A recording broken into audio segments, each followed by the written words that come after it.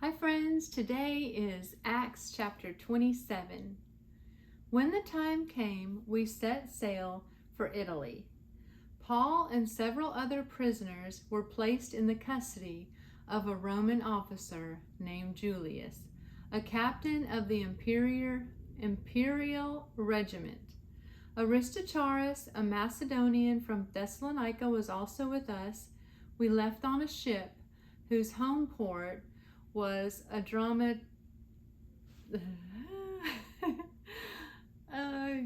okay, follow along and you'll see in verse 2 what that name is. So that was the port that it belonged to, and it was on the northwest coast of the province of Asia. It was scheduled to make several stops at ports along the coast of the province. Verse 3, the next day when we docked at Sidon, Julius was very kind to Paul and let him go ashore to visit with friends so that they could provide for his needs. Putting out to sea from there, we encountered strong headwinds that made it difficult to keep the ship on course. So we sailed north of Cyprus, between the island and the mainland. Keeping to the open sea, we passed along the coast of Sicilia and Pamphylia, landing at Myra, in the province of Lycia. There the commanding officer found an Egyptian ship from Alexandria that was bound for Italy, and he put us on board. We had several days of slow sailing, and after great difficulty we finally neared Cnidus.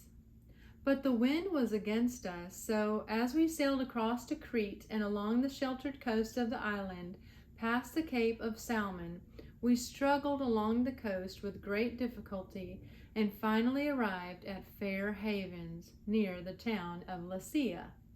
We had lost a lot of time. The weather was becoming dangerous for sea travel because it was so late in the fall, and Paul spoke to the ship's officers about it.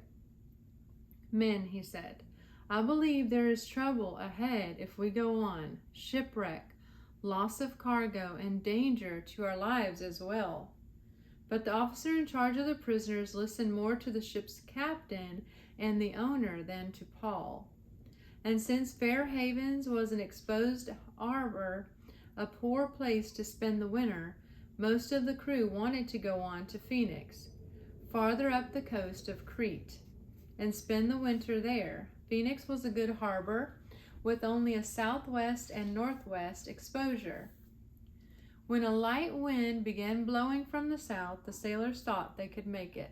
So they pulled up anchor and sailed close to the shore of Crete.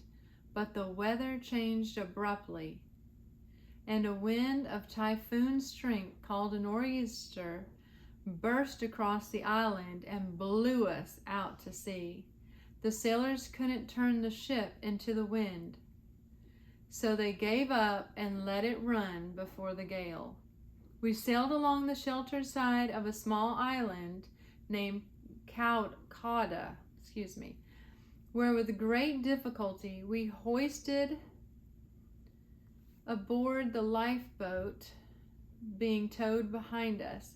When the sailors bound ropes around the hull of the ship to strengthen it, they were afraid of being driven across to the sandbars of Syrtis off the African coast, so they lowered the sea anchor to slow the ship and were driven before the wind. The next day, as gale-force winds continued to batter the ship, the crew began throwing the cargo overboard. The following day, they even took some of the ship's gear and threw it overboard. The terrible storm raged for many days, blotting out the sun and the stars until at last all hope was gone. But do you remember that Jesus told Paul that he will be going to Rome? So let's see what's going to happen. 21. No one had eaten for a long time. Finally, Paul called the crew together and said, Men, you should have listened to me in the first place and not left Crete. You would have avoided all this damage and loss. But take courage, none of you will lose your lives, even though the ship will go down. For last night, an angel of the God to whom I belong and whom I serve stood beside me. And he said, "Don't be afraid, Paul, for you will surely stand trial before Caesar. What's more, God in his goodness has granted safety to everyone sailing with you. So take courage, for I believe God. It will be just as he said. But we will be shipwrecked on an island." About midnight on the 14th night of the storm, as we were being driven across the sea of Adria, the sailors sensed land was near. They dropped a weighted line and found that the water was 120 feet deep. But a little later they measured again and found it was only 90 feet deep. At this rate they were afraid we would soon be driven against the rocks along the shore. So they threw out 4 anchors from the back of the ship and prayed for daylight. Then the sailors tried to abandon the ship. They lowered the lifeboat as though they were going to put out anchors from the front of the ship. But Paul said to the commanding officer and the soldiers, "You will all die unless the sailors stay aboard." So the soldiers cut the ropes to the lifeboat and let it drift away. Just as day was dawning, Paul urged everyone to eat. "You've been so worried that you haven't touched food for 2 weeks. He said, "Please eat something now for your own good, for not a hair on your heads will perish." Then he took some bread, gave thanks to God before them all, and broke off a piece and ate it. Then everyone was encouraged and began to eat, all 276 of us who were on board. After eating, the crew lightened the ship further by throwing the cargo of wheat overboard. When morning dawned, they didn't recognize the coastline, but they saw a bay with a beach and wondered if they could get to shore by running the ship aground. So they cut off the anchors and left them in the sea. Then they lowered the rudders, raised the foresail, and headed toward shore. But they hit a shoal and ran the ship aground too soon. The bow of the ship stuck fast, while the stern was repeatedly smashed by the force of the waves and began to break apart. The soldiers wanted to kill the prisoners to make sure they didn't swim ashore and escape. But the commanding officer wanted to spare Paul, so he didn't let them carry out their plan. Then he ordered all who could swim to jump overboard first and make for land.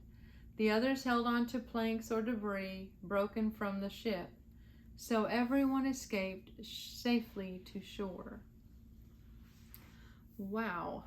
I feel like that's definitely going to be another one of Paul's testimonies there, the shipwreck that happened and that hurricane that he seemed to be in. I want to encourage you that if you have a promise from God that you're standing on, even though a hurricane may be going around you, just to be reminded of, God is faithful. He will keep his word to us. And that when, let's see, the verse I want to write down is verse 25. This is what I want to say to you also. So take courage. Take courage. You have a promise from God. He's trustworthy. Paul knew that because he spent time with him. I know that because I spend time with God. You know that because you're spending time with him. You're seeing how faithful he's in your life every day.